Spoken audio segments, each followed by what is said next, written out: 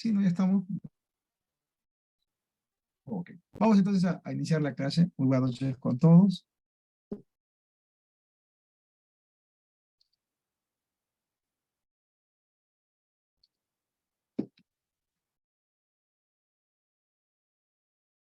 Vamos a ver entonces lo que sería acá la comprensión de textos y la comunicación.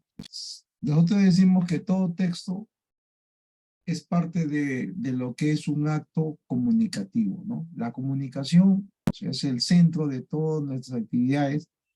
Entonces, la comunicación establece pues varias formas, ¿no? Una comunicación oral directa, una comunicación de entender un discurso, o sea, un escrito, ¿no?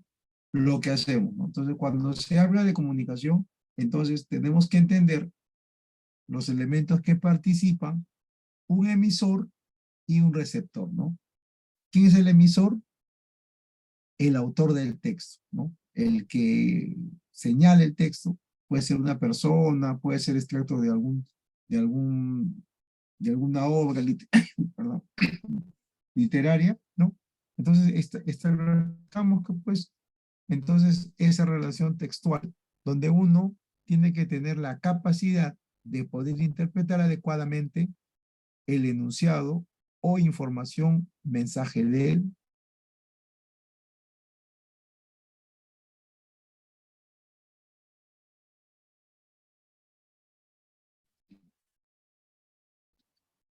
Ya está. Cuando se dice habilidades comunicativas, hace pues referencia a lo que sería la actividad de leer, ¿no? El leer, el escribir, el hablar y el escuchar, ¿no? Porque se dice que uno, el que lee, puede escribir, se dice. Y eso se debe a que nosotros utilizamos un léxico común, un léxico básico, ¿no? Y que a través de ese léxico, utilizando significados, establecemos relaciones semánticas entre palabras, dándole coherencia, dándole cohesión, sentido a una expresión, a una palabra, a una frase, una oración, un párrafo. Todo tiene sentido. Entonces, por eso es que se llama cohesión, secuencialidad de ideas. Entonces uno, para poder establecer, tiene que interpretar adecuadamente, ¿no? Entonces, habíamos mencionado clases anteriores, decíamos, por ejemplo, el subrayado, el sumillado, el resumir y el comentar, ¿no? Porque uno cuando comprende un texto, en el momento que usted empieza a leer, va a indicar, va a señalar cuál es el tema y cuál es el mensaje de ese tema. Y todas las ideas circundantes a ella, llamadas ideas secundarias, van a establecer, pues, no van a dar el significado, no van a detallar, no van a explicar qué es lo que se habla del tema y de la idea principal, que es el mensaje, ¿no? Entonces, utilizamos estrategias para leer, sí, pues, subrayamos, sumillamos, resumimos, comentamos, ¿no? Lo que hay un texto. Dice que el que memoriza retiene, pero no entiende. En realidad, cuando uno lee, sí también utiliza lo que sería la memoria, la retención de información, pero más importante. Esta sería una memoria, como dice, receptiva, una memoria donde va a seleccionar, ¿no? Va a discriminar qué idea o qué enunciado es de mayor importancia, ¿no? De mayor relevancia, es sustancial. Entonces, y luego, ¿qué es lo que se hace? Simplemente se va a sumillar, se va a sumillar las ideas más elementales que uno pueda establecer en un texto. Cuando uno ha comprendido el texto, cuando un lector ha comprendido a cabalidad el texto, tú recuerdas que decíamos siempre hay un proceso de lectura, decodificas, retienes, interpretas y comprendes, ¿no? Una vez que has comprendido el texto, lo puedes, ¿qué cosa? Lo puedes inferenciar. Ese es porque ya hemos entendido, ¿no? La naturaleza del texto. Dice, el lector puede, ¿qué cosa? Explicar con sus propias palabras lo que ha entendido. Eso es el parafraseo. Puede entender racionalmente las ideas, o sea, la coherencia que hay pues en las informaciones, en los enunciados. Cada unidad informativa explica algo que tiene sentido lógico. Muy buenas noches, mis buenas noches, los que están llegando recién. Buenas. ¿Cómo están, profesoras? Muy bien. Entonces, ¿qué más? Entonces, explicamos con las propias ideas, con nuestras propias palabras esas ideas, entendemos racionalmente, ¿no? Le damos sentido a esas ideas, realizamos inferencia. Se dice que la inferencia ya es la comprensión que uno llega, ¿no? Que uno realiza en base a la obtención, entendimiento e interpretación de los enunciados expresos, ¿no? De lo que está de forma directa, literal, como se dice, ¿no? En cambio ya las inferencias vienen a ser, nos proporcionan una nueva información, pero que se desprende de las informaciones que está en un texto, ¿no? Vamos a ver entonces. Recuerda también que establecimos niveles de comprensión lectora, ¿no? El primer nivel, el literal, donde nos va a indicar, por ejemplo, personajes, de quién se trata, nos va a indicar los hechos, los hechos que han sucedido, ¿qué más no puede decir? Los acontecimientos más importantes, ideas específicas, datos fijos, precisiones, nombres. Eso es literal, donde la información está de forma directa, explícita en el texto. Luego vamos a encontrar lo que decíamos, el nivel inferencial, donde uno supone, conjetura, presupone, ¿no? Deduce, concluye sobre las ideas del texto, ¿no? Llega a una conclusión, pero en base a las ideas que son de forma directa. Recuerda que las inferencias son ideas nuevas, pero que nacen a partir de las ideas ya expuestas en el texto. Y luego viene lo que sería el nivel crítico valorativo, ¿no? Donde va a expresar comentarios a partir de qué? Del propio texto, ¿no? Acá lo que el lector hace simplemente es tratar de establecer, pues, un juicio valorativo de la información, de la postura que tiene quién, el autor, ¿no? Muy buenas noches, buenas noches. Entonces, por eso, profesores, no olvidemos siempre estos tres niveles de la comprensión lectora. El literal, el inferencial y el crítico. Literal, información directa. Una niña le entregó un regalo a su maestra y para ello había caminado mucho. Ahí dice, ¿no? En el texto dice acá.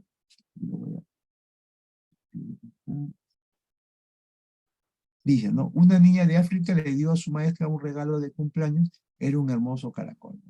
Y la pregunta, ¿qué le dio la niña a su maestra? Le dio un regalo.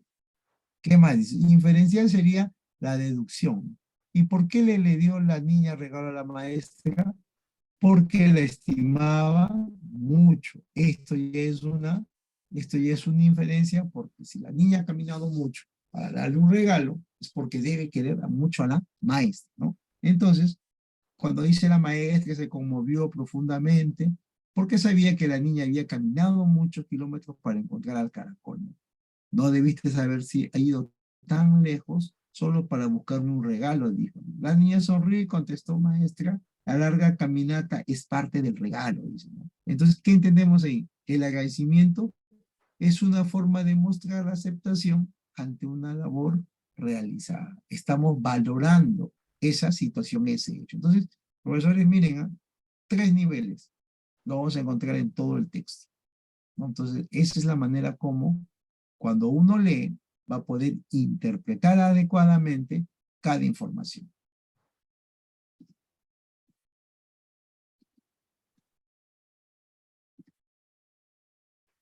Acá, por ejemplo, tenemos un ejemplo cuando dice la ética y su estructura, nos habla de la ética, dice disciplina de la filosofía, que estudia el fundamento de las normas morales y de los sistemas moralistas de una sociedad. Busca encontrar, no, nos falta más, acá está, ¿no? Nos falta un poco más de ideas, ¿no? te pones a ver cada información, en este caso párrafos, cada párrafo tiene pues una idea. Ahí lo que está subrayado son lo más elemental, información, las elementales informaciones que podemos encontrar en este texto, ¿no? Entonces, siempre se va a preguntar de qué o de quién trata el texto, cuál es el asunto desarrollado en el texto, y encontramos lo que sería tema, ¿no? Definición, concepto, porque en el segundo párrafo abre un segundo concepto, ¿no? La deontología. ¿Qué más? Vamos a estudiar en la otra parte, dice la teoría del valor. Estos dos últimos serían subtema y la idea principal, o sea, lo que se dice del tema, ¿no? ¿Qué se está tratando? De la ética. Entonces, ¿y qué se dice de la ética? Que existe, pues, dice el problema filosófico de la bondad o de la maldad se denomina la axiología o la teoría del valor. Vamos a encontrar en cada uno de ellos, cada párrafo, encontramos pues una idea más saltante, la más relevante, ¿no? de cada párrafo. Entonces, cuando uno estudia el tema, sabemos qué cosa, que es una frase nominal, noción general, asunto del texto, lo que abre el texto.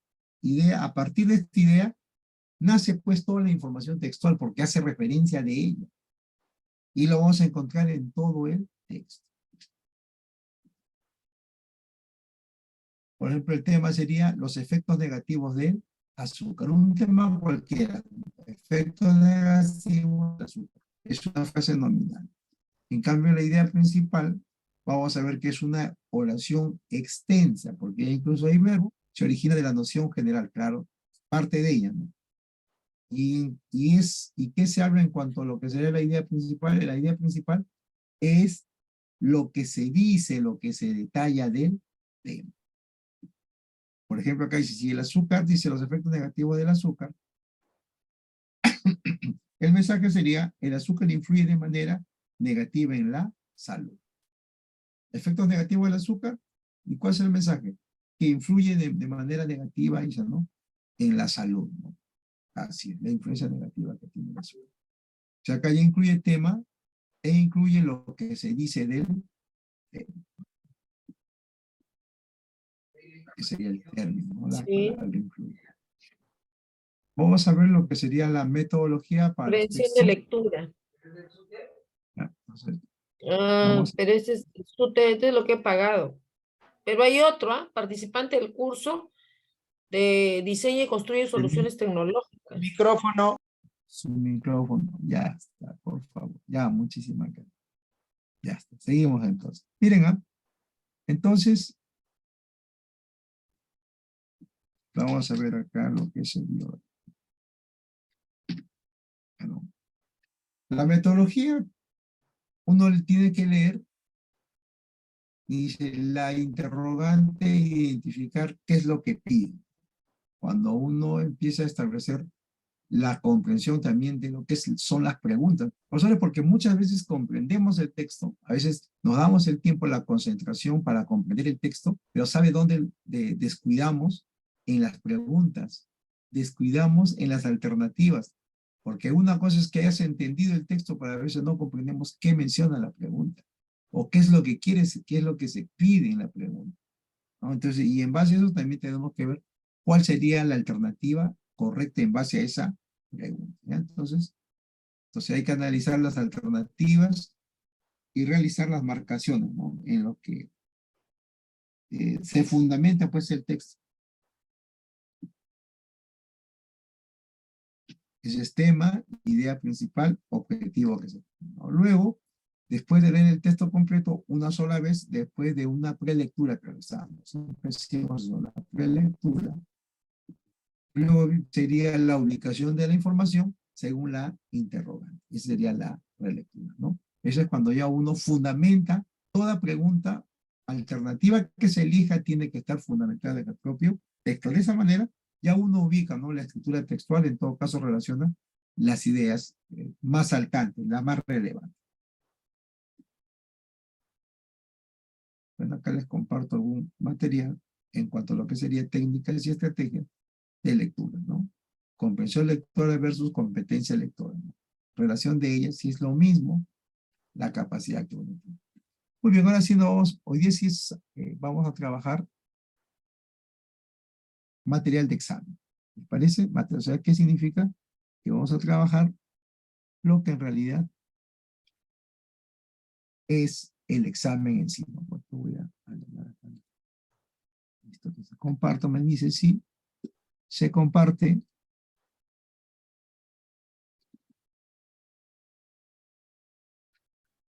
Ya estamos acá, profesor. Correcto, entonces empezamos, ¿ya? Estos son textos extensos. ¿Cuál es la tipología y característica de los textos, profesores? En los exámenes que se toman, en la evaluación de que se toma, en cuanto a lo que son habilidades generales, ahora va a ser comprensión lectora, aunque el cliché es diferente, ¿sí o no? Pero en realidad el ejercicio es el mismo, no solo se cambian así como para darle un sentido de cambio, de renovación, pero la comprensión lectora sigue siendo la misma. Lo único que varían, por ejemplo, es en cuanto a las alternativas. Ahora se estipula tomar solo 3 alternativas, ¿no? Hay más facilidad para poder establecer la respuesta correcta. ¿Qué más? Son extensos, pero extensos en el sentido de que pueden tener más cantidad de párrafos, pero son de mayor facilidad en la comprensión. ¿Por qué? Porque no establece, pues, como es un nivel complejo que se sale de una temática, puede haber ambigüedades, no. Es directamente, exclusivamente, es retención de información, ¿ya? Vamos a ver con este texto, es extenso, pero en realidad el texto sí es comprensible, ¿no? Entonces vamos a empezar con el texto número 1, ¿ya? ¿Qué tienes que hacer? Identifica el tema, de quién se está hablando, luego tienes que identificar qué se dice del tema. ¿Qué se dice del tema? Ya,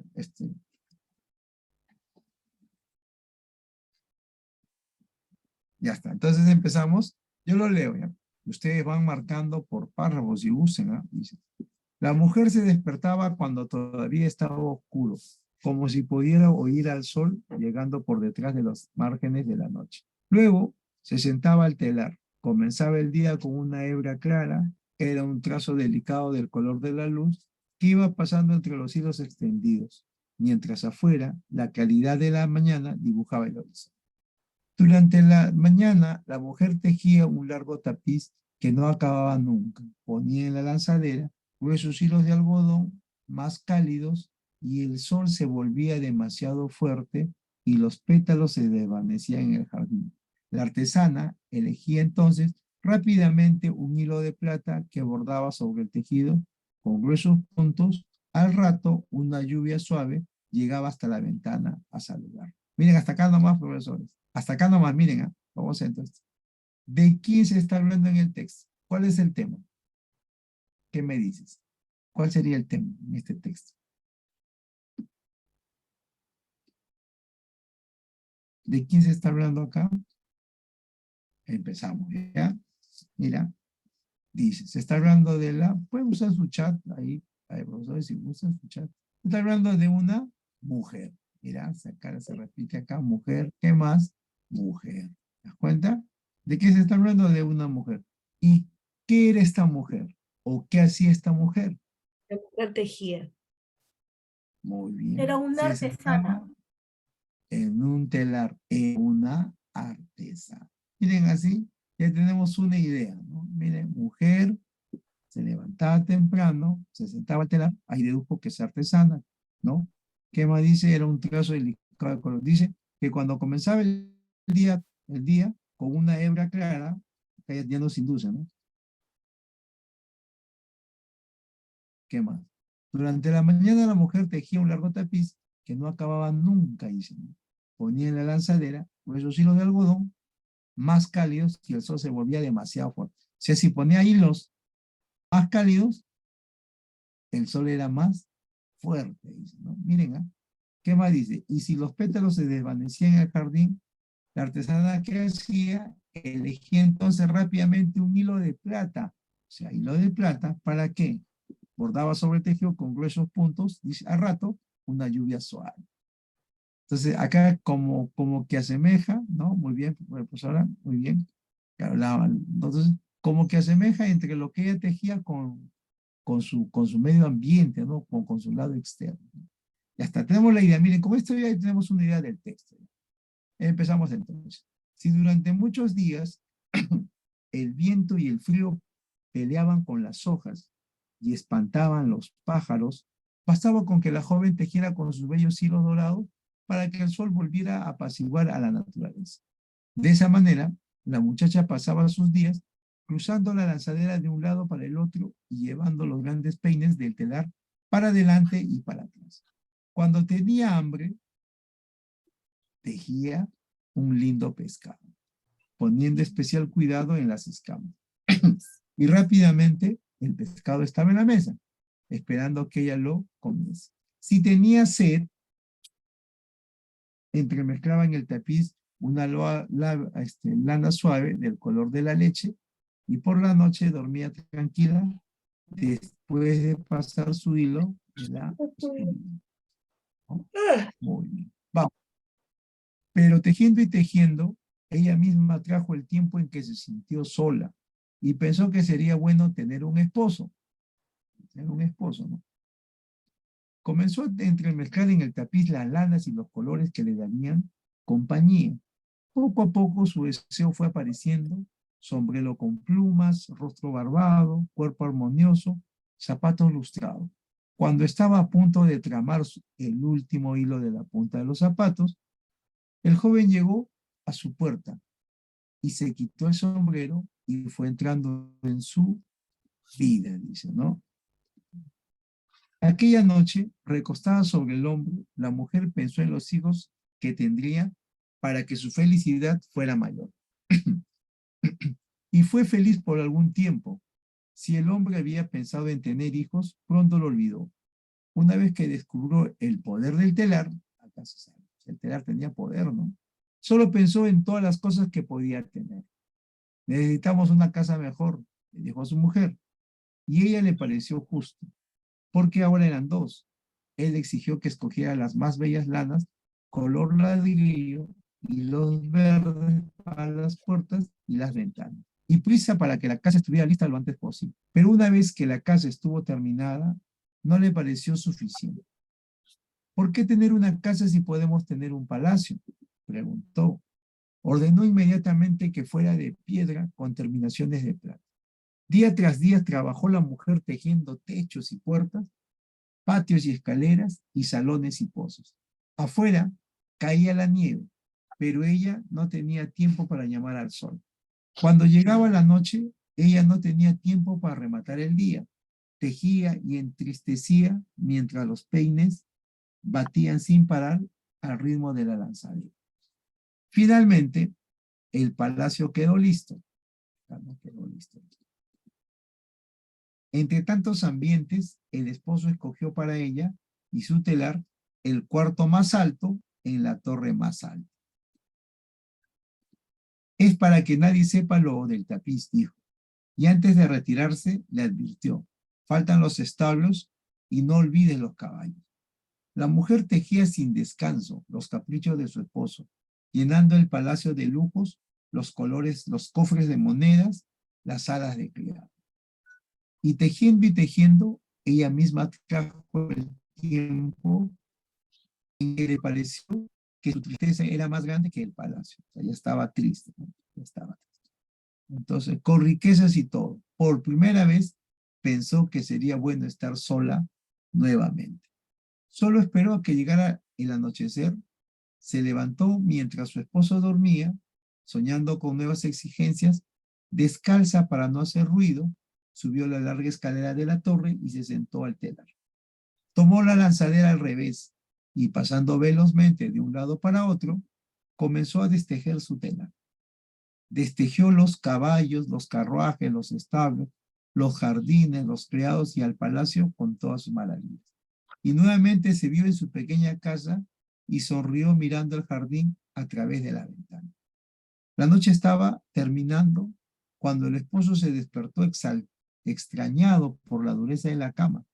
Espantado miró a su alrededor. No tuvo tiempo de levantarse. Ella ya había comenzado a deshacer el oscuro dibujo de sus zapatos, y él vio desaparecer sus pies, esfumarse sus piernas. Rápidamente la nada subió por el cuerpo y tomó el pecho armonioso, el sombrero con plumas. Entonces, como si hubiese percibido la llegada del sol, la mujer eligió una hebra clara, fue pasándola lentamente entre los hilos, con alegría, como un delicado trozo de luz que la mañana repitió en la línea del horizonte, ¿no?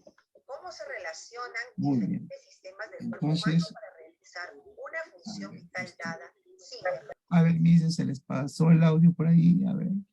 Explica relaciones, sistema, función. Miss Maribel, creo que su audio. Sí, no, gracias, Miss. Muy bien. Correcto, así. Vamos a ver. Listo. Pues entonces, ya está muy bien. Acá vamos a ver de qué habla el texto. Antes de entrar a las preguntas, vamos a hacer un pequeño repaso. ¿De quién está hablando? De la mujer tejedora, la artesana, ¿no? Ella, con su telar, ¿qué es lo que podía hacer? Hacer todas las cosas que ella quería, lo representaba en su telar y se realizaba, ¿no? Muy bien, ¿no? Profesores, muy bien, ya están con la respuesta, claro, ¿no? Al final, ¿qué hizo ella? Pues se sentía sola, había tejido un esposo, y este esposo al final salió muy, como dice, avaricioso, ¿no? Quería más, quería con mucha ambición tenía, ¿no? Para que, ¿no? Entonces, al final, lo destejió, ¿no? Lo destejió y volvió a quedarse sola otra vez, pero feliz. En el texto, ¿cuál de los siguientes rasgos caracteriza al esposo? El alegre, paciente, es codicioso, ¿no? Muy bien, profesor, lo que ha marcado, así sale, ¿no? Era codicioso. Pregunta 2. ¿Cuál de las siguientes alternativas presenta una secuencia de acciones que se ajusta cronológicamente al contenido del texto? A ver, ¿cuál de ellas, de estas alternativas, marca pues lo que sería la secuencia de acciones que se presenta pues en el texto? O sea, desde el enunciado o información primaria, ¿no? Sería entonces, empezamos entonces.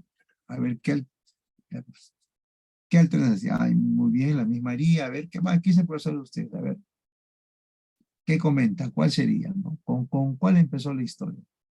¿Con qué? ¿El esposo de la tejedora pidió un palacio? Sí, ¿no? La tejedora destejió los jardines, claro, también fue el último. Ah, entonces, esta sería antes que acá. Ah, no puede ser, ¿no? Entonces acá, como estoy diciendo, profesor, sí, pues la respuesta es así, ¿no? Sería acá un joven llegó a la puerta tejedora, usó varios hilos verdes para las puertas y al final subió pues descalza la torre donde iba, ¿no? Muy bien, la respuesta es la B, ¿no? Sí, correcto. B, entonces. Vamos por la pregunta 3. Pregunta 3 dice, ¿cuál de las siguientes afirmaciones se puede concluir del texto? ¿Cuál de estas afirmaciones podemos inferenciar? Recuerda que es a través de las informaciones que están en el texto. La mujer podía tejer todos los alimentos que quería comer. La mujer decidió provocar la nieve mientras tejía el palacio. La mujer buscó evitar que se sepa sobre el poder de su tapiz. ¿Ustedes qué dicen? ¿Cuál de las siguientes afirmaciones se puede? Yo lo puedo concluir, dice. A ver, empezamos uno por uno. Se puede concluir, profesor, buscó evitar, la mujer buscó evitar que se sepa sobre el poder del tapiz. ¿Ella quiso eso? No, ¿no? ¿Quién quiso eso? El esposo, ¿no? Quería que nadie sepa sobre el secreto que ellos tenían del tapiz, ¿no? Por lo tanto, esta no es una información real. Es una conclusión que carece de validez. Te quedan las dos, la A o la B. ¿Cuál sería una conclusión? Recuerda que son informaciones nuevas que vas a deducir a partir de las informaciones que tienes en el texto. La mujer decidió provocar la nieve mientras tejía el palacio, o la mujer podía tejer todos los alimentos que quería. Sí, pues, en el texto establecía que si la mujer tenía hambre, ¿qué hacía? Tejía un pescado, ¿no? Y al final ya tenía el pescado en su mesa. O si quería hacer, tomar el copo de leche, utilizaba el telar con el color adecuado y obtenía lo que ella quería. Hasta la noche incluso, ¿no? Tejía hasta la noche, ¿no? Muy bien. Entonces la respuesta acá sería que la mujer podía tejer pues los alimentos que ella quisiera, ¿no? Muy bien, la respuesta entonces la A. Ya estamos. Vamos a anotar acá. 4 dice, ¿cuál es la razón principal por la que la tejedora le pareció que su tristeza era más grande que el palacio? ¿Cuál sería acá la razón, el argumento, el motivo por la que la tejedora le pareció que su tristeza era más grande que el palacio? Porque su esposo se olvidó de la idea de tener hijos junto a ella, porque su esposo la había aislado en la torre más alta del palacio, porque su vida se redujo a tejer cada uno de los pedidos de su esposo, ¿no? Entonces, se hizo, ella, ¿qué es lo que hacía? Simplemente lo que ella hacía era complacer, pues, todas las cosas que el esposo le pedía, ¿no? Y si al principio quería tener una familia, tener hijos, vivir, pero con la ambición del esposo, solo se dedicó a producir y a producir, ¿no? Por lo tanto, eso era lo que ella le sentía triste. Listo. Vamos a bajar uno más para que sea lo así. 5. ¿Cuál de las siguientes frases expresa la enseñanza principal del cuento? Una paremología, a ver, profesores. ¿Con cuál día identificamos, señalamos, hacemos referencia a esta historia que hemos leído? En la boca del mentiroso, lo cierto se hace más que dudoso. No todo lo que se ama se desea, ni todo lo que se desea se ama. Cuando dos personas desean lo mismo, se convierten en enemigos. Esto sí está directo, profesor, ¿no? Entonces, acá sí lo entendemos, ¿no? Porque acá sería, no todo lo que se ama se desea, ni todo lo que se desea se ama. Encaja, pues, la paremología en este caso, ¿no? Y al final, la conclusión final, profesores, es que la mujer, la tejedora, queda sola, ¿no? Ella pensaba que sería feliz con una pareja, pero al final se dio cuenta que era feliz estando sola, ¿no? O en todo caso, había elegido a la persona equivocada, ¿no? Muy bien. Vamos con el siguiente texto, ¿ya? Similar, ¿no? Texto similar. Mire, profesor, estos son textos de examen, ¿sí? Así es el examen, es el examen así. Este más o menos es el formato del examen, ¿no? Es comprensión literal, ha habido una inferencia. La mayoría son de corte literal, ¿no? Directo, expreso en el propio texto. Texto 2. María Olimpia de Gouges es una de las pocas mujeres de la historia antigua en haber sido ejecutadas por la publicación de escritos políticos. Hasta acá no, mire, hasta acá no está todo, ¿no? Bien. ¿De quién está hablando? De María Olimpia de Gouges, ¿no? ¿Y qué le pasó a esta mujer? Que fue una de las pocas de la historia que fue, que fue ejecutada por publicar sus escritos políticos, ¿no? Lo que pensaba. Así empezamos el texto. A pesar de ello, su estatus como precursora en la historia de las ideas no ha cobrado relevancia, sino recientemente. Fue una figura de excepción de la Ilustración francesa, no solo por su compromiso político, sino sobre todo por sus posturas de vanguardia, valientemente expresadas con relación a la condición de los esclavos negros y la de las mujeres. fue severamente juzgada por la mayoría moral de su tiempo, para la cual la maternidad, el cuidado del hogar y la educación de los niños debían mantenerse como temas exclusivos de la actividad de las mujeres, al menos de aquellas de las que se decía que se respetaban a sí mismas. No fue sino tras la Segunda Guerra Mundial cuando se discutieron bajo una nueva perspectiva las cuestiones sociales de fondo sobre las mujeres, el racismo y las minorías, que el recuerdo trágico de Olympe volvió a los escenarios. Nació en el seno de una familia burguesa en 1748 en el suroeste de Francia. Cuando tenía 17 años, sus padres arreglaron su matrimonio con un hombre mucho mayor, ¿no? Vamos a ver fechas también, ¿no? Y acá cuando hay fechas, profesores, siempre es bueno marcar, ¿no? Porque así ya nos induce, ¿no? O sea, nace en 1748, Francia, 17 años, ¿qué pasó? 17 años, va a contraer matrimonio, ¿no? Con un hombre mucho mayor, del que enviudó 2 años después.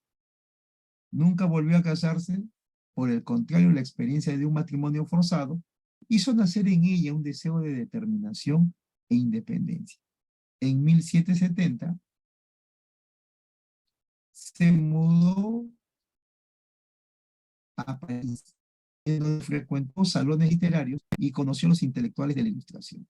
En 1774 empezó su carrera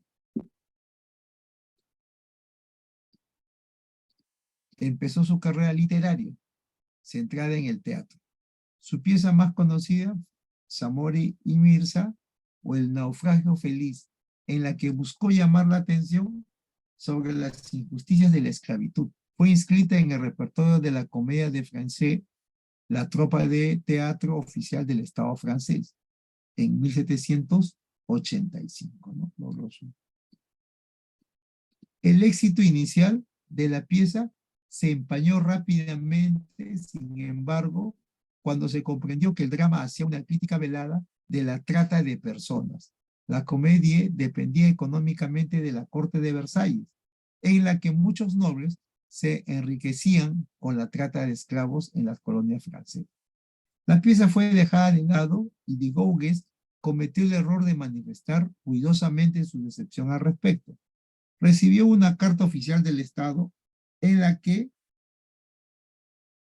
la amenazaban de encarcelamiento en la Bastilla. Vencida en un primer momento por el miedo, fue a partir de esos sucesos que nació su compromiso político.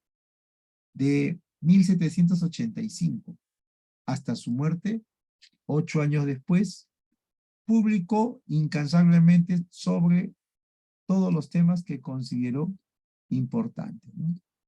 La fecha fue clave para él, ¿no?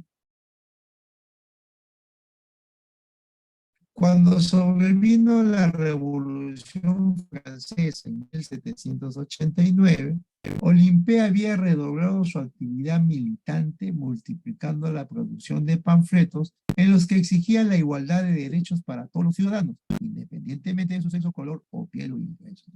Exigía igualdad de derechos. Precisamente en ese año se produjo un hecho bisagra para la historia en general y para de Gaugues en particular.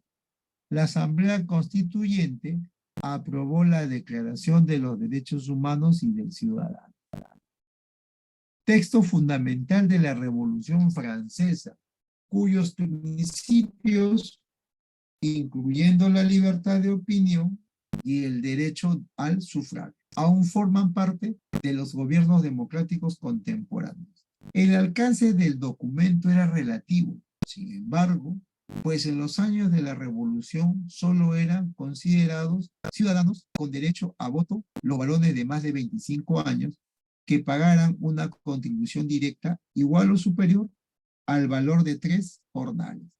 Eso reducía la cantidad de electores a un escaso 15%. Los hombres menores de 25 años, las personas sin residencia fija y las mujeres eran considerados ciudadanos pasivos, sin derecho de participación en la vida pública. En 1900 perdón, 1791, Olimpé decidió responder al escrito con su propia declaración de los derechos de la mujer y de la ciudadana, cuyo encabezado reza: hombre, ¿eres capaz de ser justo? Una mujer te hace una pregunta. En ese documento, uno de los primeros en proponer la igualdad de derechos para la mujer, de Gaugues denunció la pena de muerte y reclamó el derecho al voto independientemente del sexo. Asimismo, y tal vez presintiendo su final próximo, anunciaba: la mujer que tiene el derecho de subir al cadalso, también tiene el derecho, debe tener el derecho de subir a la tribuna. Alineada ideológicamente con los girondinos, la suerte de Olimpé estuvo echada cuando en junio de 1793 sus rivales políticos en la convención, los montañeses, se hicieron con el poder de manera violenta. Ella había criticado duramente las ideas políticas y las personas de Robespierre y Marat, dos de los principales líderes montañeses. 3 días después de la ejecución de los líderes de los girondinos, fue detenida por ser la autora de un cartel propagandístico a favor de su causa y llevada ante el Tribunal Revolucionario, que la condenó sumariamente a muerte por su activismo político. Olimpé de Gauguin fue guillotinada el 3 de noviembre de 1793. Según fuentes de la época, subió al cadalso con valor y unidad. Tiempo después, y profetizando la oscuridad que caería por más de un siglo sobre la causa por los derechos de las mujeres, un adversario político montañés la mencionó en un discurso.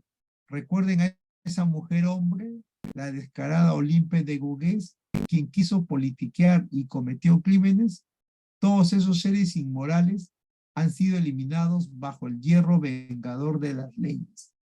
Y dirigiéndose a las mujeres en la audiencia agregó: ¿y ustedes quisieran imitarlos? No, solo se sentirán dignas de estima cuando sean lo que la naturaleza ha querido que fueran. Queremos que las mujeres se respeten y es por ello que las reforzaremos, que las forzaremos a respetarse a sí mismas. ¿Larga la historia, profesores? Sí, ¿no? Pero ya tienes más o menos una idea de qué trata, ¿no? ¿Quién es el personaje y de qué trata? La francesa, ¿no? María Olimpé de Gauguin. ¿Y qué hizo esta mujer? Reclamaba, pues, ¿no? Era activista política que reclamaba, ¿qué cosa? Derechos para la mujer, igualdad, sin interesar género, sin interesar una posición. Pero al final, ¿qué es lo que pasó?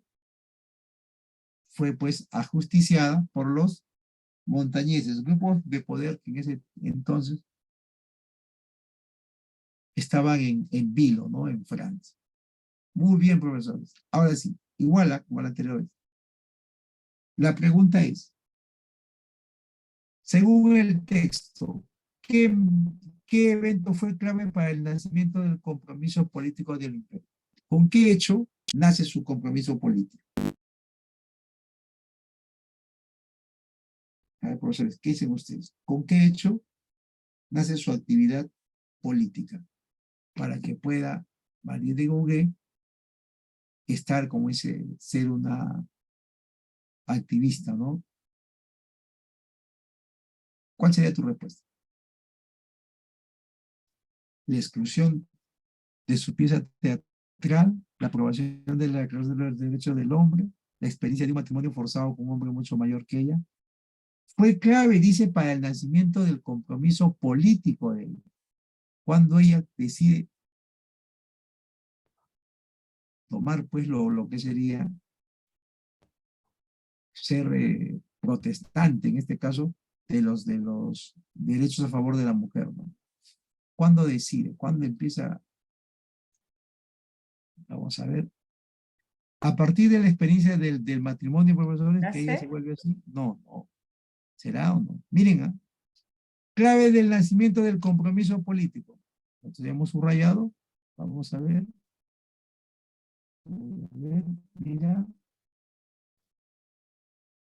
su vida. Dice acá, al menos temas exclusivos de la actividad. Dice esclavos negros. ¿Qué hace ella? Acá estamos empezando su carrera. Acá dice, ¿no? El 74 empieza su carrera literaria en el teatro. Y ahí empieza a ver sus obras, ¿no? Participa en la comedia de Francés, ¿no? Donde ahí de alguna manera empieza pues ella a publicar, ¿no? Su trabajo, ¿no? Pero como en realidad ella tenía que no estar en contra pues de los esclavistas, su pieza fue dejado de lado, dicen, ¿no? ¿Y qué hizo ella? Manifestó ruidosamente su decepción. Ahí fue cuando una carta oficial del Estado amenazaba con encarcelarle en la Bastilla, ¿no? Vencida por un primer momento por el miedo, ella primero tuvo miedo, pero fue a partir de estos sucesos que nació su compromiso político. Ah, a partir de esto, ¿no? ¿Qué nace? Su compromiso político. La pregunta es, dice, según el texto, ¿qué evento fue clave para el nacimiento del compromiso político del imperio? Ahora sí,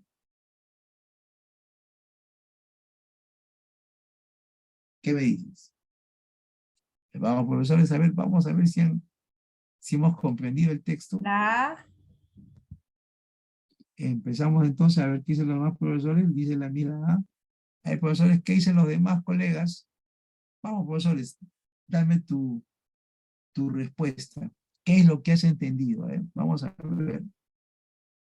Tenemos que participar para poder establecer los criterios de enseñanza, ¿no? Muy bien, los profesores que están comentando. Muy bien. Sí, pues la respuesta entonces es la A. A partir de la exclusión de su obra, al inicio dice que tuvo un poco de temor, ¿no? Pero después que dice ya se entregó de lleno a su actividad política. Con eso nace Marie Olympe Gauwe, ¿no? Como política. 7. Según el texto, ¿cuál de los siguientes hechos ocurrió primero? Olimpia escribió la Declaración de los Derechos de la Mujer. Los montañeses tomaron el poder político.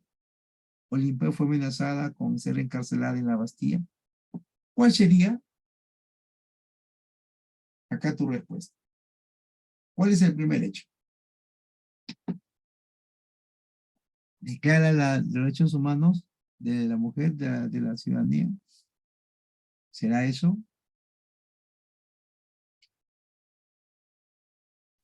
Los montañeses tomaron el poder político francés de manera violenta. ¿Podría volver al texto? Claro. Vamos a ver, dice, ¿no? Vamos a ver, miren, ¿ah? Declaración de los derechos de la mujer. Los montañeses toman el poder y Olimpia fue amenazada con ser encarcelada en la Bastilla. Retrocedemos entonces. Acá, no, acá estamos. Miren acá. Pierde a su esposo, presenta su libro o su obra, ¿no? Fue recibido bien, pero ¿qué hace? Que fue tomado a mal, ¿no? Porque habla contra los esclavistas, más que los que tratan con personas, ¿no? Recibió una carta oficial en la que la amenazaba de encarcelamiento en la Bastilla. ¿Qué más decía? Con eso empezamos, ¿no? ¿Y cuál fue las alternativas? La alternativa decía, los montañeses tomaron el poder político de forma violenta. Olimpé escribió la Declaración de los Derechos de la Mujer. Olimpé, ¿cuándo escribe esa declaración? Cuando sale, ¿no? Cuando sale ya Entonces, sabiendo eso, ¿cuál es tu respuesta? Ya con eso ya tenemos para establecer cuál es la respuesta. La P. Los montañeses tomaron el poder político francés de manera violenta. No. Antes de eso, ¿cuál está, profesores? A ver, antes de todo esto, miren, ¿ah? Los montañeses, ¿cuándo se habla de los montañeses? A ver, ¿cuándo se habla de los montañeses? Escribe la Declaración de Derechos de la Mujer. A ver, miren, ¿ah?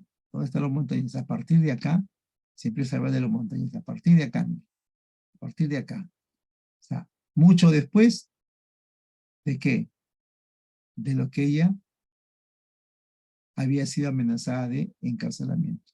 Entonces ya tenemos este acá, el que hemos visto, ¿no? Y por último, decía cuando ella escribe su declaración, cuando sale la declaración, acá estamos, acá.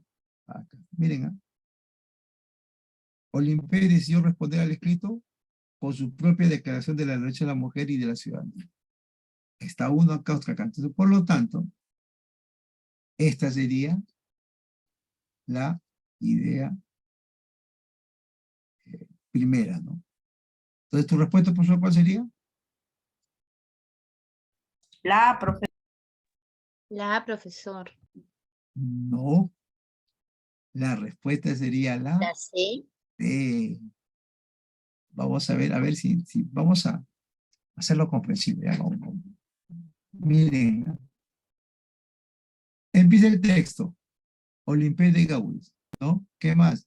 Que era concierto de esclavos, apoyar a las mujeres, toda esta cosa.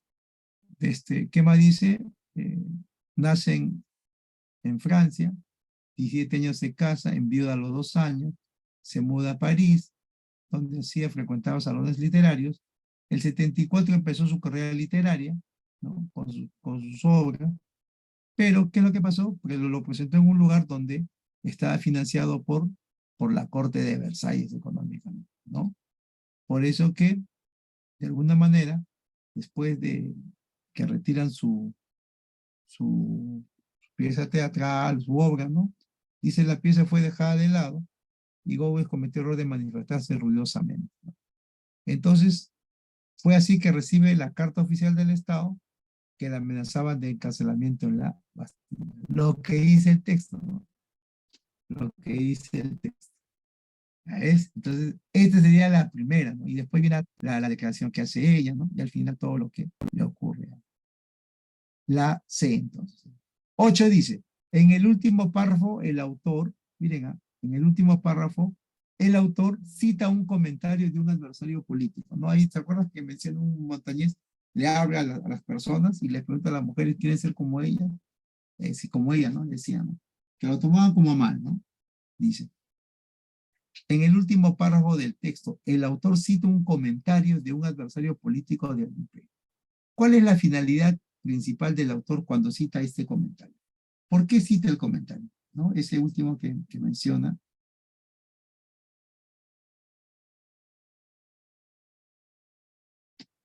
Señalar que Olimpé terminó siendo considerado por sus orientaciones políticas, cuestionar la actitud intolerante de los líderes políticos montañeses hacia las ideas de sus rivales, los girondinos, mostrar cuál fue la perspectiva dominante sobre el papel de la mujer en la sociedad tras la Revolución Francesa, ¿no?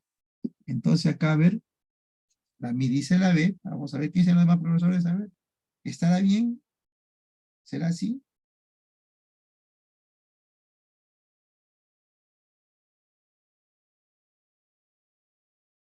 La C. Pregúntate el tema, en base a eso, responde. ¿Cuál es la finalidad principal del autor? ¿Qué hace el autor? O sea, ¿cuál es la idea que él tiene para que nombre, pues, acá, ¿no? Acá, mira. Acá dice, ¿no? Dice, miren, dice después que fue guillotinada el 3 de noviembre, subió al cadalso con valor, tiempo después, y profetizando la oscuridad que caería por más de un siglo sobre la causa por hecho de las mujeres, un adversario político montañés la mencionó en un discurso, ¿no? Recuerdan esta mujer hombre, la descarada Olimpia de Gaugués, quien quiso politiquear y cometió crímenes, todos los seres inmorales han sido eliminados bajo el hierro vengador de las leyes. Con esa forma, ¿no? Eso lo hizo dirigiéndose a las mujeres, ¿no? Entonces, el autor cita a un líder montañés con la finalidad de A. Señalar que Olimpé terminó siendo considerado un criminal por sus orientaciones políticas. B. Cuestionar la actitud intolerante de los líderes políticos montañeses hacia las ideas de sus rivales girondinos. o mostrar cuál fue la perspectiva dominante sobre el papel de la mujer en la sociedad tras la Revolución Francesa. ¿Esa será o no? No, ¿no? ¿Tú qué piensas? Más que nada, ¿por qué hace ese comentario el autor? ¿No? ¿Por qué lo toma en énfasis, ¿no? Esa actividad? Porque de alguna manera, profesores, miren, de alguna manera, los montañeses y los girondinos estaban en guerra, ¿no? Sin ningún tipo de razonamiento, ¿no? Por eso, que de alguna manera sirve, pues, ¿no? Para mostrar y cuestionar la actitud intolerante de los líderes montañeses, ¿no?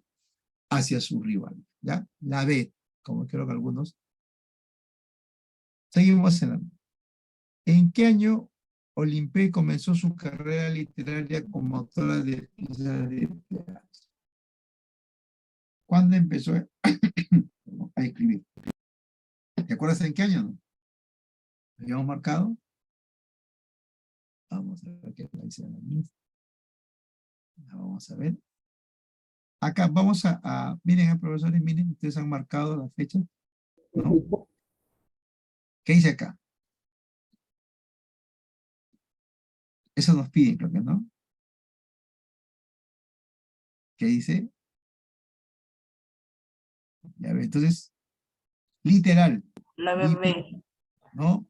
Directo, profesores, directo, sin pensar mucho, solo que es ubicar la idea, el mensaje, perdón,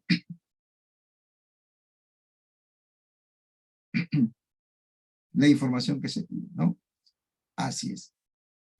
Vamos con la 10.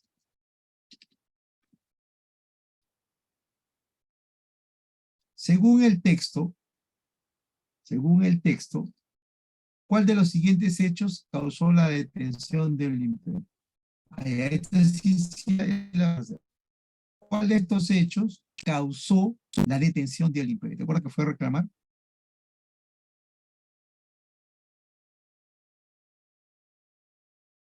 Sí. ¿Por qué ella fue llevada, pues, no? En realidad sí, el texto sí lo dice, ¿no? De forma directa, ¿sí? ¿No? Claro. La respuesta está bien, la respuesta es la C. Porque ella elabora un cartel propagandístico donde defendía a los girondinos injustos porque habían sido detenidos, ¿no? Y a raíz de eso también ella es detenida y posteriormente es ajusticiada, ¿no? Sí, la respuesta es la C. Vamos con el texto número 3. Ahora le voy a dar yo minutos para que lean. Ya. Voy a ir bajando, tú vas a ir leyendo y al final, juntos lo vamos a resolver. Entonces, empezamos, ¿ya? En silencio, lectura silenciosa y vamos avanzando.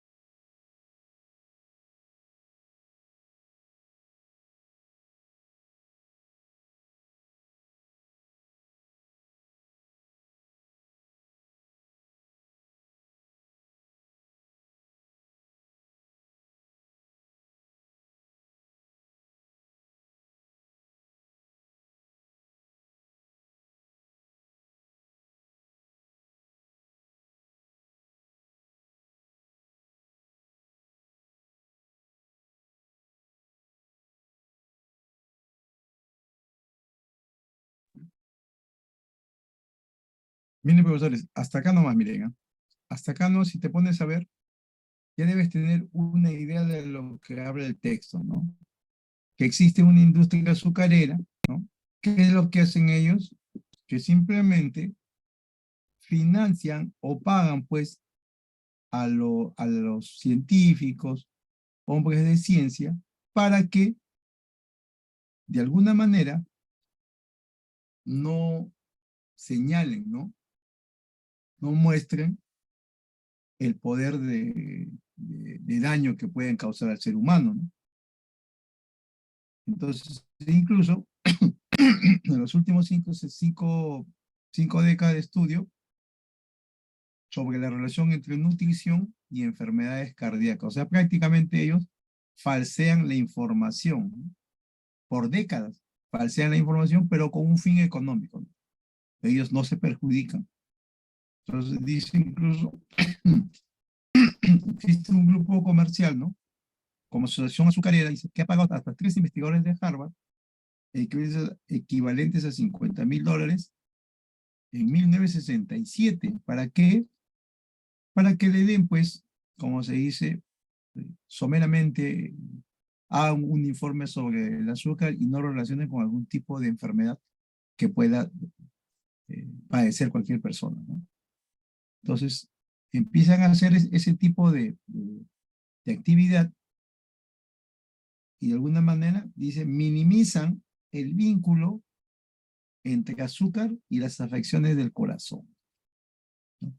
Pero eso sí, difaman las grasas saturadas. El azúcar hace, ¿no?, lo que comercializan el azúcar. ¿Qué más dicen? Aunque ese tráfico de influencias develado en los documentos ocurrió hace 50 años, pero en los últimos tiempos también igual, dice, la industria del azúcar continúa ejerciendo su influencia en la ciencia de la nutrición hasta ahora. En el 2015, un artículo de New York Times reveló que una conocida empresa de bebidas gaseosas había otorgado millones de dólares con financiamiento a investigadores que minimizaron la relación entre las bebidas azucaradas y la obesidad. En junio, la Asociación Press informó que los fabricantes de dulces estaban financiando estudios que aseguraban que los niños que comían dulces tendían a pesar menos que aquellos que no lo hacían. Imagínense, comían dulce y estaban con mejor peso. Las revelaciones de JAMA, del estudio que han hecho, perdón, son importantes porque muestran los orígenes de un esfuerzo sostenido de la industria azucarera. ¿Para qué? Para manipular el debate, aún vigente, sobre los daños relativos de los azúcares y las grasas en la salud. O sea, ellos minimizan los daños que puedan causar el azúcar y las grasas. La polémica empezó en 1960 cuando varios estudios comenzaron a señalar una relación entre dietas altas en azúcar y enfermedades cardíacas. Al mismo tiempo, un grupo de científicos comenzó a investigar una teoría rival que establecía que las grasas saturadas y el colesterol generaban un mayor riesgo de ocasionar enfermedades del corazón. Fue en este contexto que la Sugar Research Foundation comenzó a hilar estrategias para mover el debate a su favor, ¿no? Los documentos publicados por JAMA muestran que en 1964 John Hickson, un alto ejecutivo de la industria azucarera, discutió un plan con otros miembros de la industria para influenciar a la opinión pública mediante estudios y programas legislativos. Propuso contrarrestar los descubrimientos alarmantes, todos los alarmantes que ven, ¿no?, sobre el azúcar, con una investigación patrocinada por la industria. Después podemos publicar los datos y refutar a nuestros detractores, escribió. En 1965, Hickson, investigadores de Harvard, para escribir una revisión que desacreditara los estudios anti-azúcar. Les pagó un total de $6.500, que equivale a $49.000. Hickson seleccionó los artículos que tenían que revisar y les aclaró que quería resultados a favor del azúcar. El doctor Mark Eckstein, uno de los investigadores de Harvard, tranquilizó a los ejecutivos azucareros. Estamos muy conscientes de su interés particular, escribió, y lo cubriremos tan bien como podamos. Según apunta hoy un investigador de la Universidad de California, la industria del azúcar hizo algo muy inteligente en ese entonces. Los artículos que se dedicaban a revisar varios estudios sobre un tema determinado tienden a darle forma a la discusión científica sobre dicho tema, especialmente cuando son publicados en una revista de gran prestigio.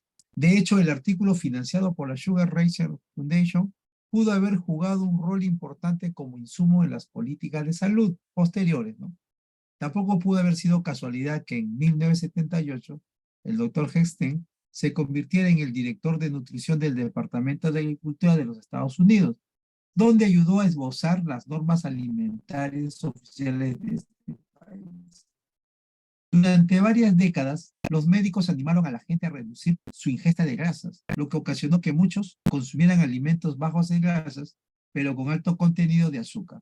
Hoy en día, estos alimentos son considerados por los expertos como un factor clave para explicar la crisis de obesidad que se vive en varios países, tanto ricos como pobres. Si bien en nuestros tiempos la discusión sobre el rol del azúcar en la salud ha regresado a las primeras planas, la evidencia parece apuntar a que, de no haber sido por la eficiencia de la táctica de la industria azucarera, podríamos haber ahorrado mucho tiempo en el debate.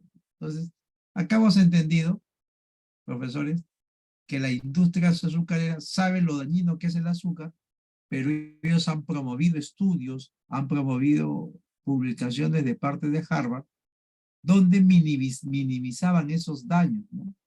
Ellos han minimizado por mucho tiempo el uso del consumo de azúcar, tarde o temprano genera algún tipo de mal.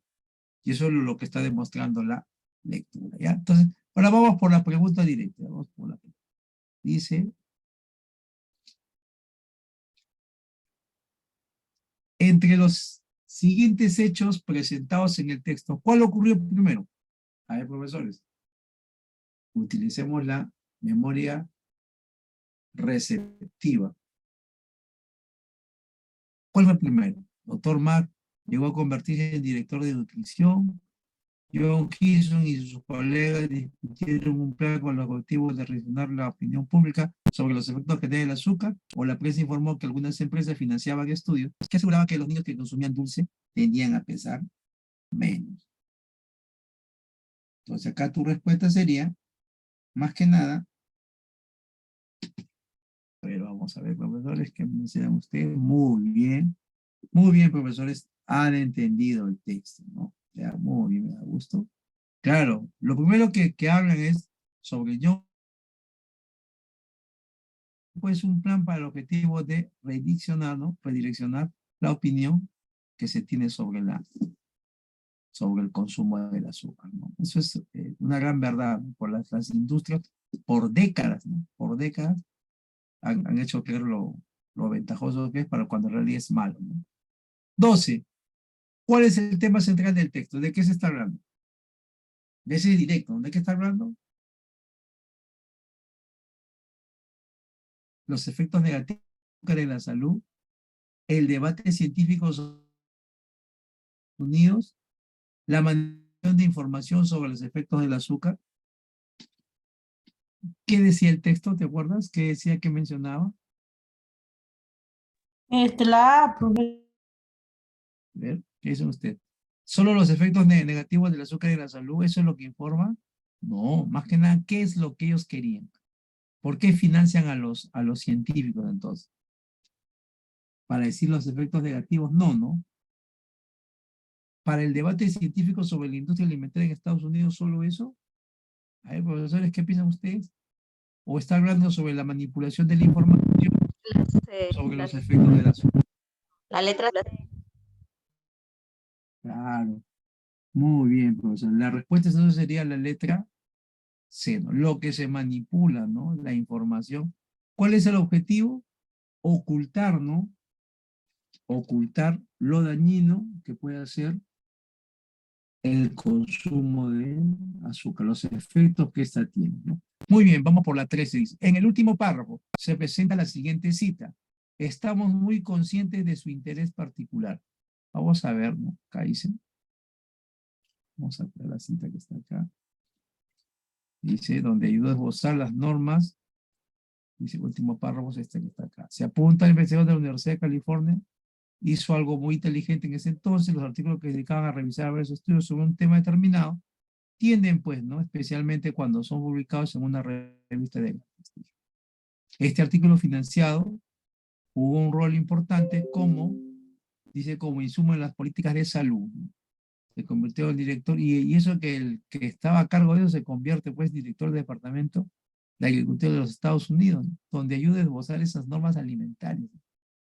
Entonces, de esta manera, vemos que lo que se vive, lo que se tiene, en base pues a lo que la industria de azucarera quiere hacernos creer, ¿no? Entonces acá dice, estamos muy conscientes de su interés particular, ¿no? En este último párrafo mencionaba, ¿no? Entonces, ese interés particular, ¿a qué hace mención?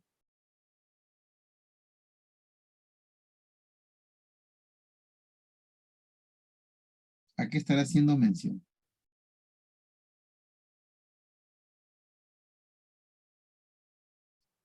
En procurar que la opinión pública desconozca la relación entre el consumo de azúcar y las enfermedades cardiovasculares, en procurar que el público reflexione sobre las decisiones de los empresarios vinculados a la industria, La C. y el otro dice, en procurar que el debate sobre los efectos del azúcar y las grasas de la salud siguiera vigente. ¿Será eso o no, profesor? ¿Usted qué dice? Pero ese interés particular que tiene, ¿eh? Dice interés particular. La A. Lo que busca es que en realidad la opinión pública desconozca, pues, ¿no? No quiere que el público en general desconozca lo que sería lo dañino que puede ser el consumo de azúcar, ¿no? Imagínense si ahora nadie consumiera azúcar, ¿no?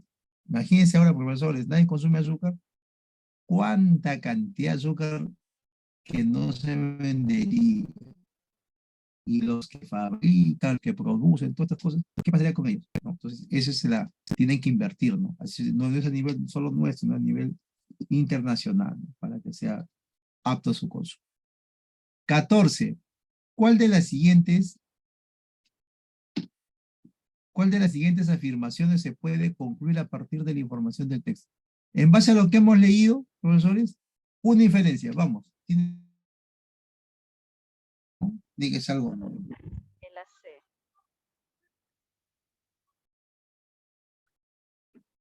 Fue nombrado un alto cargo, investigación de la JAMA muestra que los azúcares generan mayor riesgo de ocasionar enfermedad del corazón. Por ejemplo, la B es una información directa, ¿no? No puede ser una diferencia. Sí, muy bien. La respuesta sería la C, profesor.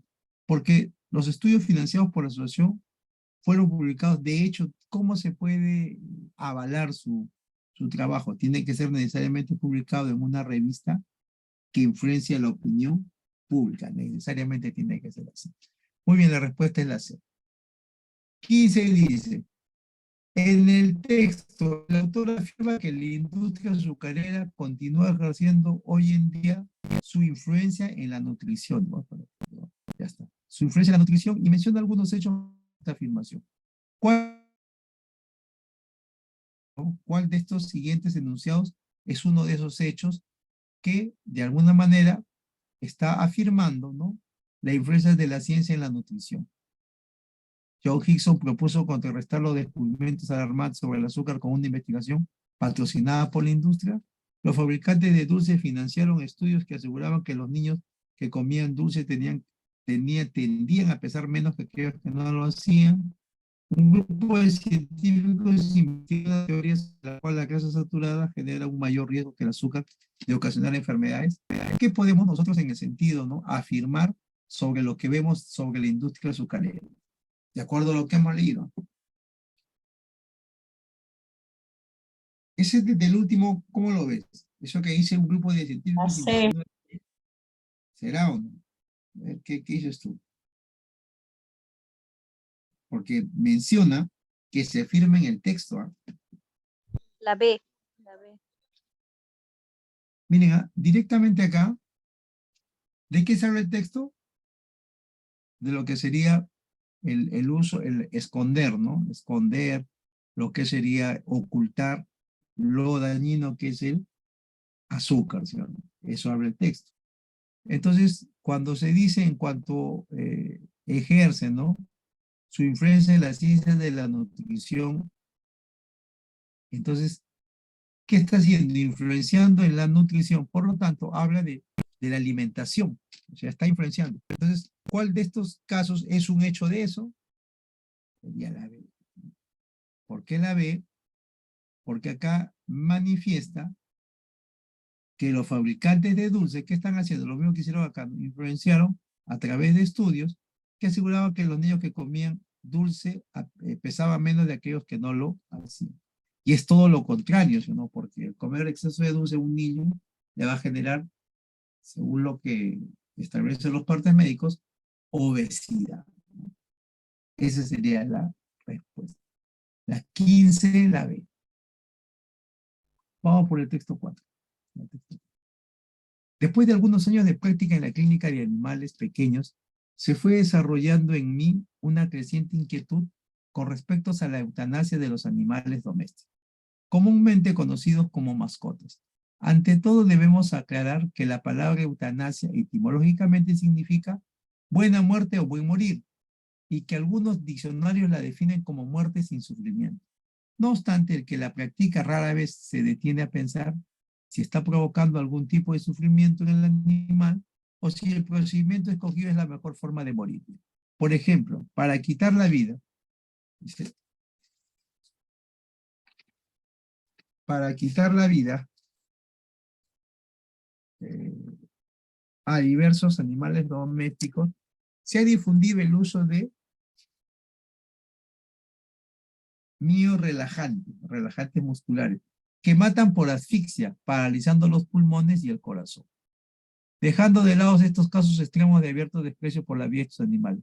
¿Cuáles son algunas de las razones que se esgrimen para justificar la eutanasia de animales domésticos? Por un lado, se suele apelar a los sentimientos del propietario del animal. Se dice que éste, por el amor o apego que le tiene, no podría soportar verlo morir o deteriorarse inexorablemente, mientras se pierden diversas funciones vitales, pues ellos le recuerdan los momentos felices en que gozaba de juventud y o de buena salud. En ocasiones inclusive se apela a la situación familiar que se deriva de la preocupación por el animal. Por ejemplo, muchas veces se invoca la presencia de niños para los cuales la situación resultaría una experiencia desagradable. No negamos que en ocasiones, más que desembarazarse del problema, verdaderamente existe una intención de evitar los sufrimientos inútiles de un animal que realmente se aprecia, pero ¿es la eliminación intencional del animal la única de las alternativas? ¿Quién nos ha dado tantos momentos felices a través de muchos años no merece que al menos le dediquemos unos meses de esfuerzo y algo de preocupación para ayudarlo a transitar sin dolor los últimos tramos de su vida? Nuestro propio dolor por el enfermo que sufre puede ser contemplado antes que el del propio enfermo, que es quien necesita ayuda. Si hay niños de por medio, ¿por qué no aprovechar la oportunidad para brindarles un ejemplo de solidaridad con el que sufre y de amor por la vida?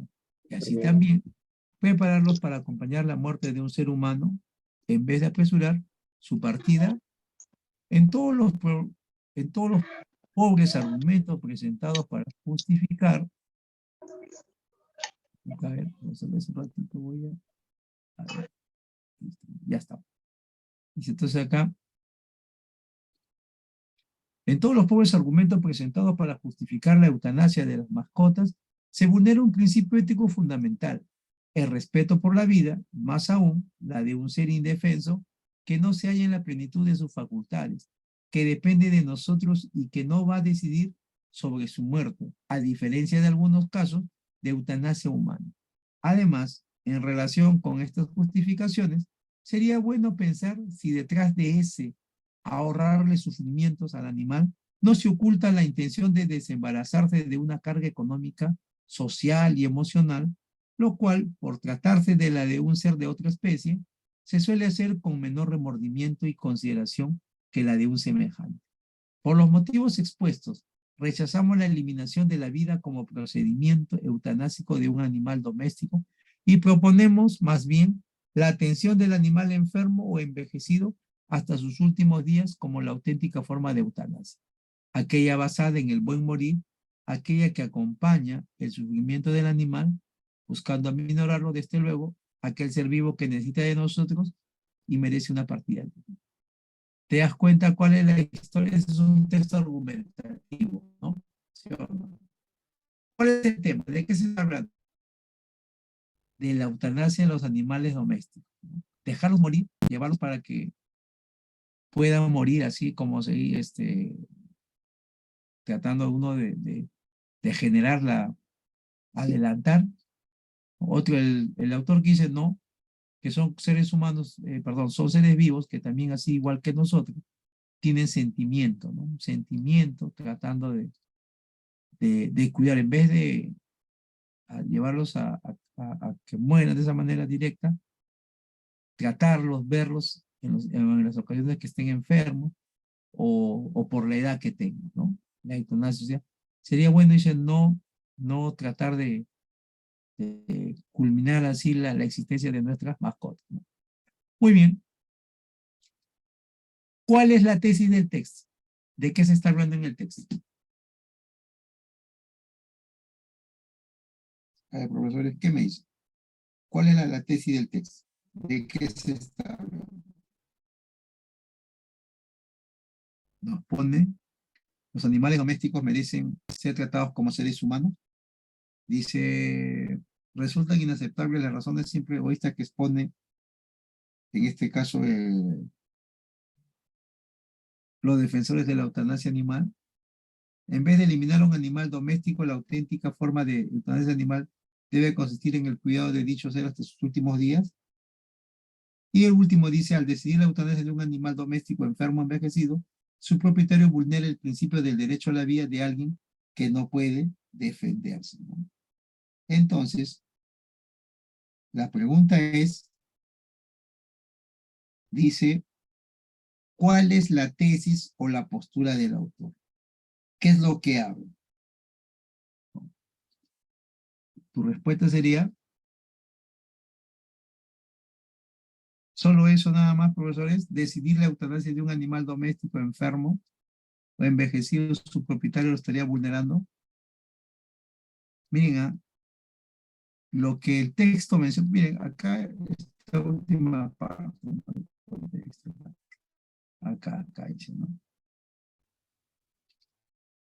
Como una conclusión, ¿no? Nuestro pueblo por el enfermo, ¿no?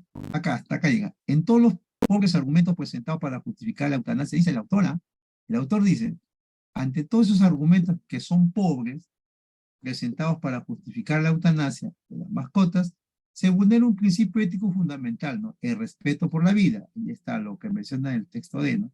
Más aún la de un ser indefenso que no se halla en plenitud de sus facultades, que depende de nosotros. Hasta ahí estamos bien, ¿no? ¿Y qué más dice? Y que no va a decidir sobre su muerte, ¿no? ¿Qué más? Además, en relación con estas justificaciones, habla el texto, sería bueno pensar si detrás de este ahorro de sufrimiento el animal no se oculta la intención de desembarazarse de una carga económica. O sea el hecho de eutanasia, matarlos, es porque de alguna manera te quieres ahorrar, ¿no? O quieres evitar esa carga económica, social y emocional, dicen, ¿no? Lo cual, por entonces, la de un ser de otra especie, lo hacemos sin remordimiento, cosa que sería muy diferente si fuera la de un semejante. Por los motivos expuestos, y ahí empieza a explicar, ¿ah? ¿Qué dice el autor? Rechazamos la eliminación de la vida como un proceso de un animal doméstico y proponemos bien la atención del animal hasta sus últimos días. Esa es la postura del autor. Esa es la tesis. Tanto que argumenta sobre la muerte, que justifica, nosotros rechazamos esa eliminación de la vida. Esa sería la tesis de todo este texto. Mira, al final lo encontramos, ¿no? Y ahora sí, de nuevo, ¿cuál es la tesis del autor?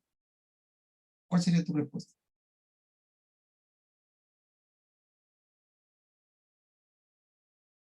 Entonces, la tesis del autor entonces sería, muy bien, profesor, entonces, la C, ¿no? Muy bien, profesor. La C, así es. Los que rechazan ellos, el que le hace. 16 dice, indique el argumento sobre el cual quiera la argumentación del autor. Miren, ¿ah? Esta parte de acá es la tesis del autor. Y esta tesis, ¿en qué argumento se vale? En el trasfondo del discurso que propone que la eutanasia de los animales domésticos es justificable, haya la intención del propietario de desembarazarse de una carga económica. En los argumentos en favor de la eutanasia de animales domésticos se halla la violación del principio ético de respeto a la vida con las circunstancias agravantes de que se trata de seres que dependen de quienes van a decidir sobre sus vidas. El sufrimiento del propietario de un animal doméstico enfermo, lejos de servir como un pretexto para eliminar a dicho ser vivo, debería ser visto como una ocasión. No, no. Con frecuencia ciertos propietarios de mascotas buscan desembarazarse del problema de un animal enfermo, cuando lo que deberían empeñarse es en evitar sus sufrimientos y acompañarlos hasta el final. ¿Cuál sería el argumento para la tesis que hemos visto? Porque es un argumento, es una razón, ¿no? Un fundamento. Estos son textos argumentativos. La B. Los argumentos a favor de la eutanasia, ¿no? A lo que sería, muy bien, la verdad. Así es. Muy bien. Vamos por el 17. ¿Cómo puede sintetizarse la argumentación del autor? Ahí está todo lo que hemos leído. ¿En cuál de ellas, en cuál de estas alternativas está todo resumido?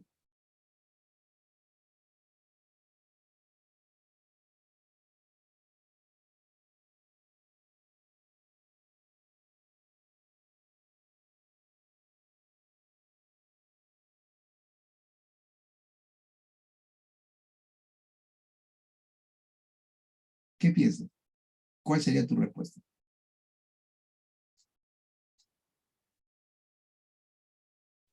Nos dice, ¿no? ¿Cuál sería entonces, cuál de estas alternativas es el argumento? ¿No? Sintetiza, más que nada sintetiza ese argumento. La B. En realidad sí, pues, ¿no? La respuesta es sí. Por acá, miren, ¿qué menciona? Puesto que los argumentos que justifican la eutanasia de un animal doméstico violan el respeto a la vida, ¿qué más? De un animal doméstico, dice, como procedimiento eutanásico resulta válido, en cambio, el cuidado de dicho animal. Todo lo que el texto ha dicho, ¿no? Todo lo que hemos hablado, entonces estas preguntas vienen a hacer eso, ¿no? Un resumen adecuado de todos. Muy bien. Siguiente dice, ¿qué no puede inferirse del texto? Acá está, miren, profesor, esto ya es algo, no es común, ¿no? O sea, siempre nos piden inferencias, ¿sí? Inferencia, ¿cuál sería la inferencia? Ahora nos dicen, ¿cuál de estos enunciados no se puede inferir? O sea, no puedo yo dar esta inferencia porque no hay un sustento en el texto. Miren, ¿eh? ¿Cuál de estos enunciados no se puede inferir del texto? Acá están los tres, 4.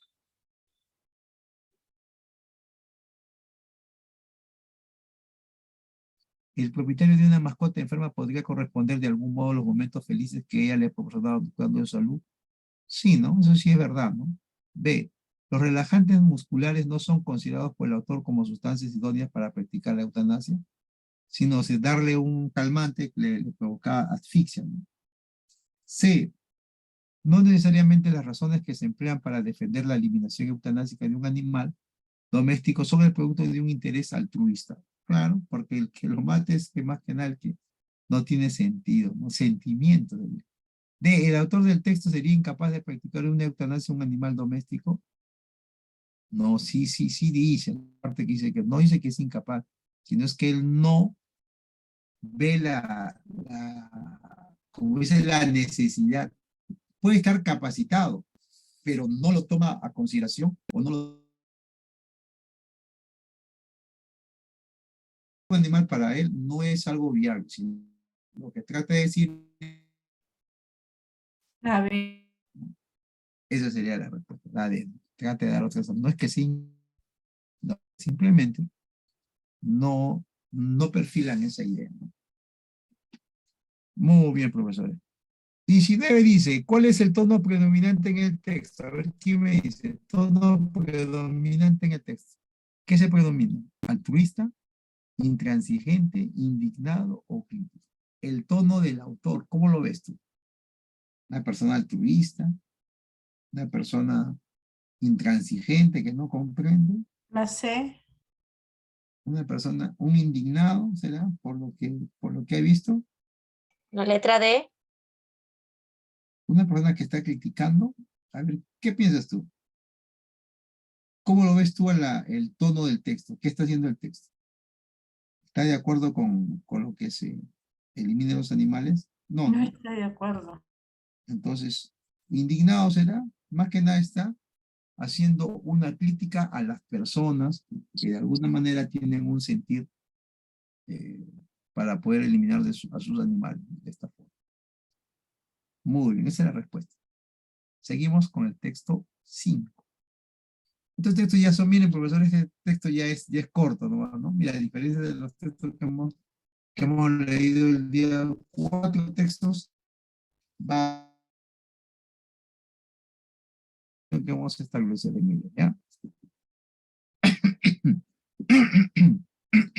Disculpe. Dice así, ¿has pensado que tendrás que leer durante tu vida entera? Al cursar tus estudios preuniversitarios en la universidad o más tarde como profesional, no importa qué carrera curses o a qué te dediques, tendrás que leer. Pensarás que eso lo aprendiste desde la primaria, que a estas alturas es absurdo que se te enseñe a leer.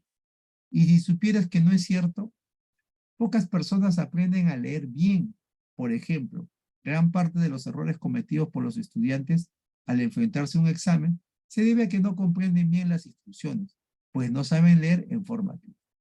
La mayoría de las escuelas consiguen que los alumnos aprendan a leer, pero frecuentemente el resultado es que durante los años escolares o incluso más tarde, los estudiantes están incapacitados para desarrollar sus propias ideas y opiniones a través del razonamiento y de la reflexión, que implica el hacer una buena lectura, y esto sucede en todas partes. Los educadores de todo el mundo han denunciado este analfabetismo funcional. En suma, leer bien es razonar bien y ejercitar uno de los más elevados procesos mentales que incluye diferentes formas del pensamiento: la evaluación crítica, la formulación de juicios, la imaginación y la resolución de problemas, ¿no? Miren, el título de este es Aprender a pensar leyendo bien, ¿no? Miren, acá ya tenemos una idea más o menos de lo que trata el texto, ¿sí? ¿Qué se dice del texto? ¿Qué está hablando? ¿No? ¿Qué se menciona de ello? Ahora, sabiendo eso, ¿de qué se está hablando? De lo que es leer, ¿sí o no? Y leer, dicen, no todo, ¿no? Uno tiene que leer bastante en toda su vida académica y posteriormente a ella. El ejemplo que menciona es que los alumnos cometen errores porque no saben leer, ¿no? De forma crítica, ¿no? Dice, la mayoría de las escuelas consiguen que los alumnos aprendan a leer, pero, pero frecuentemente el resultado es que durante los años escolares están incapacitados para desarrollar sus propias ideas. Porque una cosa es decodificar y otra cosa es leer y comprender, ¿no? Eso sucede en todas partes. Los educadores de todo el mundo han denunciado este analfabetismo funcional. En suma, ¿qué dice todo esto al final? Miren, leer bien es razonar bien. Leer bien es razonar bien, dice. Miren, una conclusión, ¿no? Y ejercitar uno de los más elevados procesos mentales. Incluye diferentes formas de pensamiento: evaluación crítica, formulación de juicio. Muy bien. La pregunta es, ¿cuál es el mejor resumen del texto? A ver, ¿quién me dice? Los profesores, a ver. Primero tienes que incluir tema. ¿Cuál es el tema? La lectura, leer. ¿Y qué se dice de leer? Que nos permite tener habilidades de razonamiento, ¿no? De poder ser crítico. Si fuera así, ¿cuál es tu idea, tu enunciado que mejor resume el texto?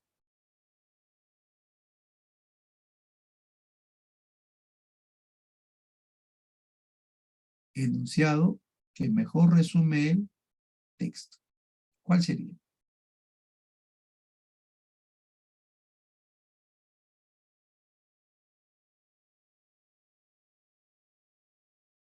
Vamos a ver, profesores, a ver. Empieza a leer sus respuestas. La T, profesor. La D, vamos a ver la D. Vamos a ver cada una de ellas, ¿ya?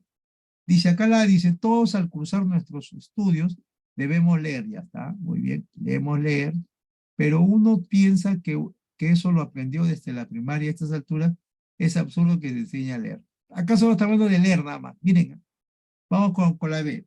La B dice, la mayoría de los errores cometidos por los estudiantes al enfrentarse a un examen se debe a que no aprenden las instrucciones pues no saben leer, ya está. Acá es una idea nada más, o sea que los estudiantes cometen errores porque no saben leer en forma crítica. Miren, esta es una idea, otra idea de ahora. C, aunque tenemos, dice, aunque tenemos que leer toda la vida, ya está, una idea. Muchos no aprenden a leer bien ya que desconocen que esto, ya, no saben leer. ¿Qué más? No saben qué implica razonar. ¿Qué más? Y ejercitar diferentes formas del pensamiento. Miren, acá tenemos 3 ideas. 1, 2, 3. Vamos con la D. La mayoría de las escuelas consiguen que los alumnos aprendan a leer. Está 1. Pero están incapacitados para desarrollar sus propias ideas y opiniones a través de razonamiento. 2.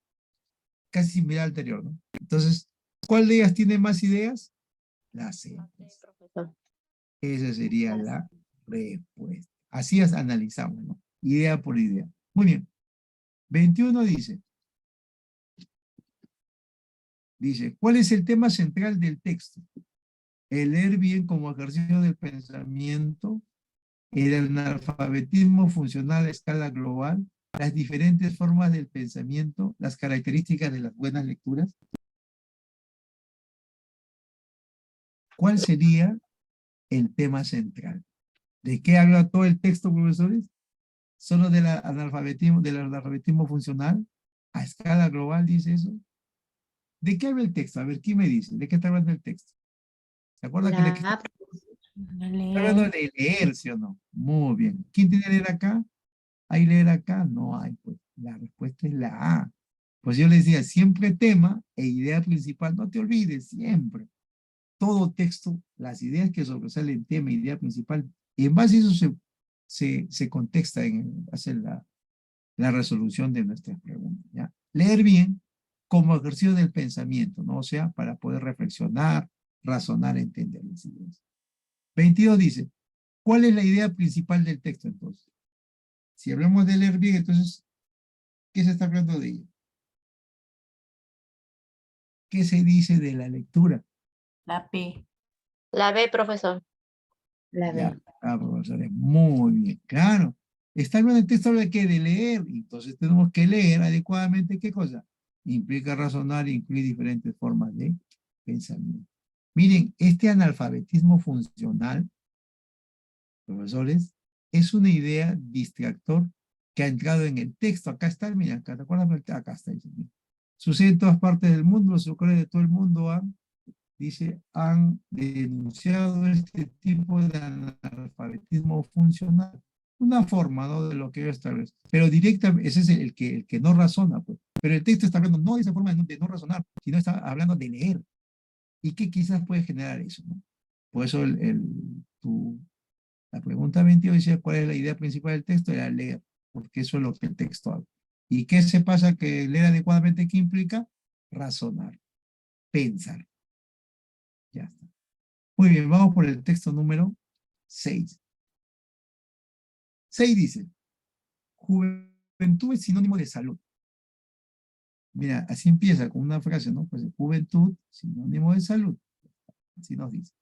Algo que no es necesariamente cierto en el caso de los padres que tienen hijos durante la pubertad. Y es que los varones menores de 19 años son más propensos a transmitir mutaciones genéticas, esquizofrenia, espina bífida, autismo. Hay enfermedades dolorosas, con graves consecuencias, y que condicionan la vida de los niños. Según estudios actuales, la probabilidad de desarrollar este tipo de dolencias aumenta considerablemente en el caso de padres adolescentes. Miren, hay probabilidades de que los padres adolescentes, ¿no?, desarrollen, pues, ¿no?, esas dolencias aumentarían, ¿no?, que nazcan así hijos, ¿no?, con esta enfermedad. La investigación ha sido llevada a cabo por un equipo de investigación internacional de las universidades de Münster y Cambridge. Ya en el 2007, un estudio confirmó que ciertas enfermedades tienen mayor probabilidad de ser transmitidas por padres muy jóvenes, entre los 20 y 25 años. Sin embargo, el riesgo disminuye y vuelve a aumentar a partir de los 30. Miren, ¿eh? ¿Qué más dice? Hasta ahora los estudios habían demostrado que el esperma de los padres con edades comprendidas entre los 20 y los 35 años es el más saludable. Acá el doctor Peter Foster, genetista de la Universidad de Cambridge. Sus investigaciones actuales explican la razón. Simplemente tienen una tasa de mutación menor. O sea, no mutan mucho, no cambian. ¿Qué más? Al contrario de lo que se pensaba hasta ahora, los investigadores creen que el material genético de los adolescentes no es más saludable que el de otros hombres más mayores. Una razón para ello puede ser que, en el caso de los jóvenes, el mecanismo de producción de semen no termina de ponerse en marcha en la pubertad, y esto puede ocasionar una serie de errores, conjetura Foster. Para demostrar esta hipótesis, los científicos han estudiado con frecuencia genética especial que claramente se hereda de padres a hijos y no puede ser modificada por factores ambientales externos. Los llamados microsatélites. Se necesitaron 24.000 pruebas de ADN realizadas a padres adolescentes procedentes de Europa, Oriente Próximo y África y a sus respectivos hijos para confirmar la mutación de esta frecuencia genética. Ciertamente, siempre existen factores externos que influyen en el desarrollo de ciertas enfermedades y que son casi imposibles de medir, dice Forster. Aunque hemos encontrado una correlación significativa entre la edad de los padres y la tasa de mutación de su material genético, esta, naturalmente, no excluye estos factores, ¿no? Entonces acá ya tenemos una idea de lo que el texto habla, ¿no? Menciona sobre lo que sería, acá dice, empieza diciendo que juventud es sinónimo de salud, ¿no? Pero algo que necesariamente no es cierto, pues, ¿no? Porque se dice que en el caso de los padres jóvenes durante la pubertad, todavía no han alcanzado, pues, un desarrollo, en todo caso, son propensos a transmitir mutaciones genéticas, ¿no? Esquizofrenia, espina. Entonces, acá hay enfermedad, ¿no? Que se transmiten, pues, los padres pubertos, ¿no? ¿Qué más dice? Hay probabilidad de desarrollo de tipo de adolescencias aumenta. Hay una información, ciertas enfermedades tienen riesgo, probabilidades de ser transmitidas por padres muy jóvenes. Pero eso calma o termina a partir ya de los 25 años, ¿no? O de los 30 hacia adelante. Los 20 a 35 es el tiempo más saludable, dice, ¿no? Ya no transmite, no hay mucha transmisión de alguna mutación genética de padre a hijo, ¿no? Y ahí empieza a explicar todo. 23 dice, en el texto, la expresión no termina de ponerse en marcha. Dice, el mecanismo de producción de semen no termina de ponerse en marcha en la pubertad. ¿Esto qué supone? Inexactitud, inmadurez, fragilidad o cabalidad. ¿Cómo entiendes esa palabra? La B, profesor. Muy bien, profesores, lo que están escribiendo en el chat, claro, a ver, muy bien. No termina de ponerse en marcha significa que todavía no tiene la madurez suficiente, ¿no? Por lo tanto, el término sería inmadurez. ¿Profesores? Muy bien, vamos por la siguiente. En el texto se afirma principalmente que los padres adolescentes, ¿qué podemos decir de los padres adolescentes? Es una afirmación, está en el texto de forma directa. ¿Qué se dice? ¿Qué